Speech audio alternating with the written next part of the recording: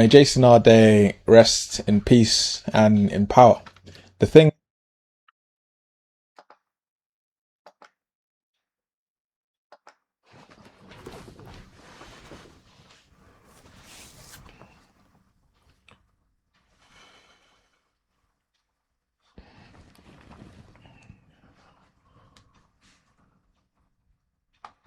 May Jason Arday rest in peace and in power.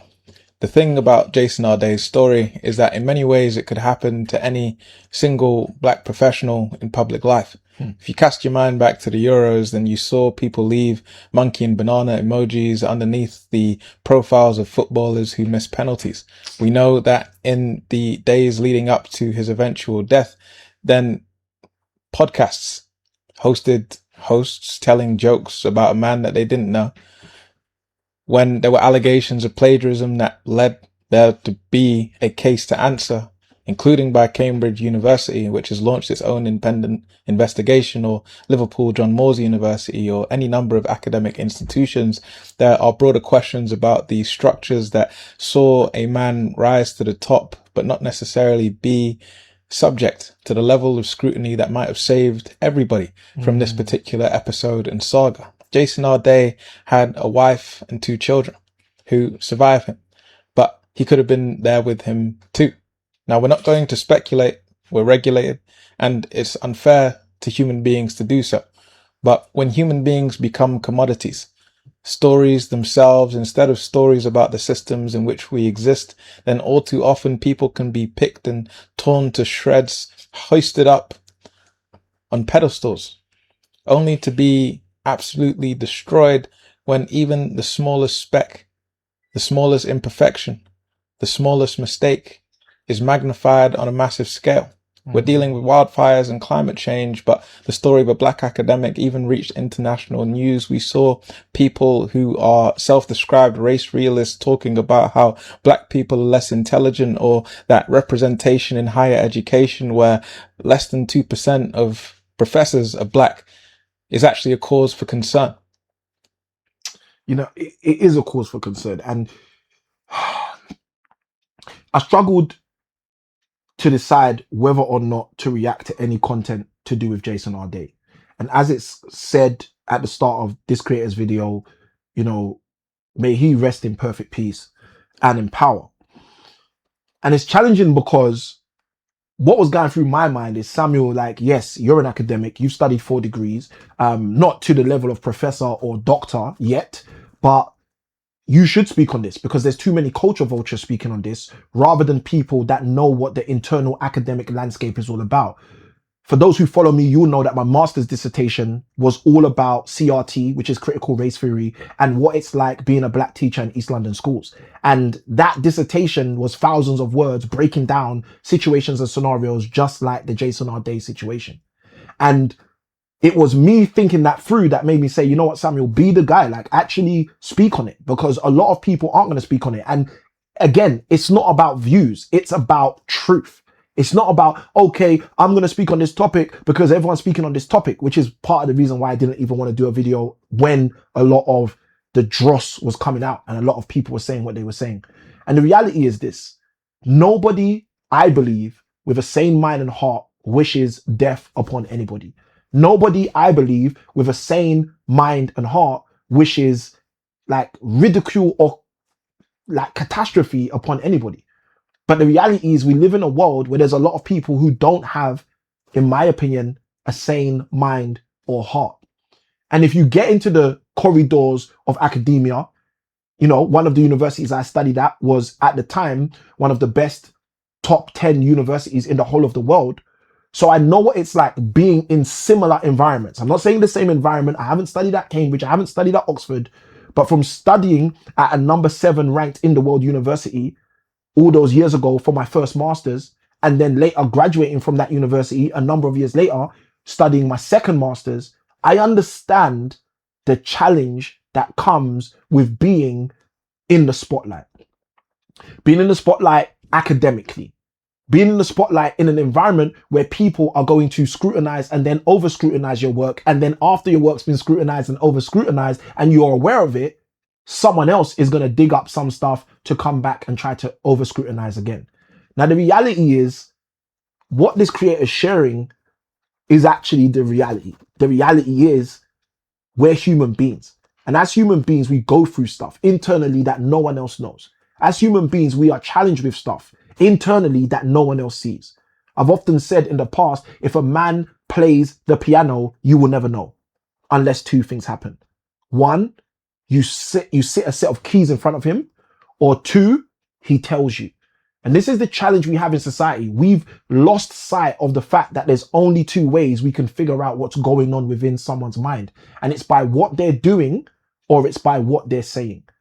And interestingly enough, if we take a moment and think about the global landscape we live in right now, most of the time we're not looking at what people are doing. And 9 times out of 10, we're not even listening to what people are saying. Because when I used to teach as a teacher trainer and teaching A-levels and secondary maths, I used to teach the teachers that I was teaching a simple concept, which I think really deeply applies to this situation. And it was that your class moves at the pace of your loudest student.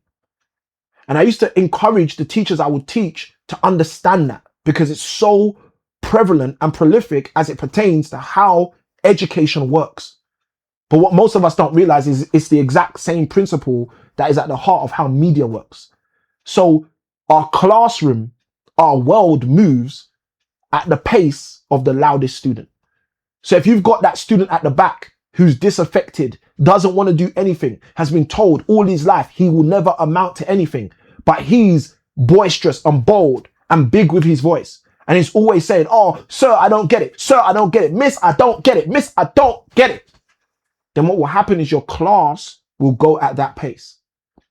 Whereas on the contrary, if you've got that gifted and talented, bright and able young girl at the front who, let's say, is a breakout genius, but she's also bold, bodacious, and has a big voice, and decides to say, "I finished, sir. I finished, sir. Miss, I finished that now. Miss, I finished that now." If she's the loudest voice, then your class will go at that pace. And this is one of the concepts and principles I used to teach the teachers that I used to teach on how to manage their class, how to make sure that every single person in the class is getting the highest level of value, because the pace of the class is going to go at the speed of the loudest voice. Now, if we take that principle, if we take that concept, guess what we understand? We understand exactly what happened with Jason Arday. We understand that a human being in this classroom we call life was unfortunately not the loudest voice. And by virtue of him not being the loudest voice, all these louder voices were telling people exactly what pace to go at. What pace to go at to create content about him. What pace to go at to speak about what he had or hadn't done. Who he was and who he wasn't. What was actually guilty and who was actually innocent. But it only takes a couple of days after calamity strikes for people to start to understand what's actually wrong or what's right. And people to start to see that this man is now in the predicament he's in. This man has now left the earth that we're presently in because of a situation where people couldn't just keep their views untamed within. It's a sad thing. Let's watch the rest of the video and see where else this goes. We saw people deciding to regress into talks that might have been reminiscent of a time when phrenology was still widely practiced, that eugenics is cool, that black people, even if they go to school, could never be everything that we are.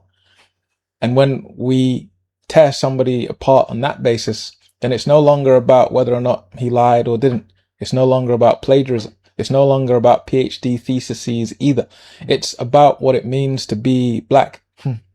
In a society that sometimes sees you as less, where a mistake can end up becoming something that instead marks the end of somebody's life. And we have to wonder, how do we build structures that are capable of withstanding that? Because it's not just Jason Arday. It's the Office for Students and others conducting surveys like the UCU, which find that about 50% of those who work in higher academic education have poor mental health. When we know that over 40% of universities are operating in a structural deficit, when we're forcing people to do more with less, and then we're wondering why people can't carry the bucket when it becomes too heavy to hold any longer, and we're asking individuals to do it alone. But it takes a village. is what I heard. But what do you think? I think you're 100% right. I think it takes a village, and I think we've got to make a decision to be people that are building the village rather than people that are just willing to pillage. And my heart goes out to those who have guilt on their conscience because they believe or they perceive that they had something to do with this situation. I pray that those who feel guilt will find solace. I pray that those who recognize what they did was speedy, quick, and maybe they should have had a bigger level of patience. I pray that they have a level of realization for how they move forward. And more importantly, I pray that this doesn't become another thing that next week we're on to the next thing. I pray that this actually becomes something that as a community, we can understand what needs to be done. Even if it's not on the major scale, but what can we do on our own individual scale? Like I said earlier, this is the dissertation that I wrote back in 2016, my master's in teaching, talking about Black teachers' experiences in East London schools and what that's like. And the reality is there is so much literature out there. There is so many of us who have added value to the pot so that we don't stay in the systemic funk that's been created for us. But again, the question is, what do we do about it? Let me know in the comments below what your thoughts are about the situation, about the scenario, about the setting. I'm a strong believer, and I'll always keep believing that small keys open up big doors. So my prayer is that maybe we can see this situation as a small key that will, by the grace of God, open up a big door. Samuel ICanWin, I'm signing out. Good day, God bless. I'll see you on the next. Let's go. Small keys open big doors.